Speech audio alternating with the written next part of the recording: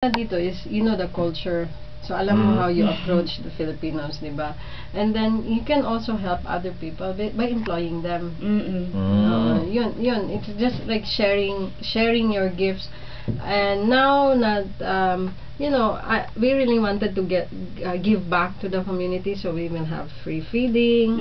Kasi I believe in, you know, yung Panginoon is using you for an instrument lang.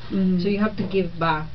And one thing nice about our business, kasi we're promoting health. So as yung mga testimonya sa mga customers namin na gumagaling sila, it makes you feel really good aside from monetary benefits that you get. Okay, ma'am. Okay, pag-usapan na natin product, nasabi ko. Oo, nabanggit na i-emphasize ko lang kasi very simple yung pagkasabi ni Ma'am Cathy na ang sinasabi niya, hindi siya nagsabi ng amount, pero lumalabas kasi na sobra-sobra ang kinikita nila ngayon in a way, kasi may advocacy sila na nakakatulong na sila magpakain ng yung gusto nilang pakainin ng mga bata. So dahil talagang kulang na tayo sa oras, diretso na po tayo sa products kasi nakita namin itong by bote kasing size ng mga soft drinks natin or juices natin. 1 liter. Ayan ma'am, may tanong po ako kasi yung sinasabi na parang health drink, cliché na yan eh. Napakadami na po yan sa market. What makes it different po? Okay, with the Asahi, it's a powerhouse of nutrients. It's being featured sa Oprah. It's been featured by Dr. Oz, Dr. Pericon. Hollywood celebrities are using it, and including here. Yes, ma'am. Ano ba ang laman nito? Bakit sa iba? Okay.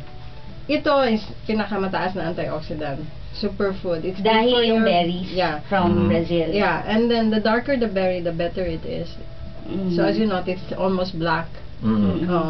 And then ito lang ay it contains omega oils na hindi mo makita sa prutas, only flaxseed. So ano, hindi po pa natatagpuan din sa fish na pink salmon. But other fruits wala. So it has more calcium than milk, more protein than egg. It's vitamin A until Z, iron, potassium, fiber. So when you have that, that's why when you have that, you don't need other supplements. So okay, ma'am. In other words, you can still save. Yes, ma'am. Ang tanong dyan, kasi sabi ng iba, para bang ang dating yan, dahil sabi nyo, superfood dyan. Ano ba, hindi na kami kakain dahil kompleto na yan? No, you have to eat. Pero yung pagkain kasi natin, it's not complete eh.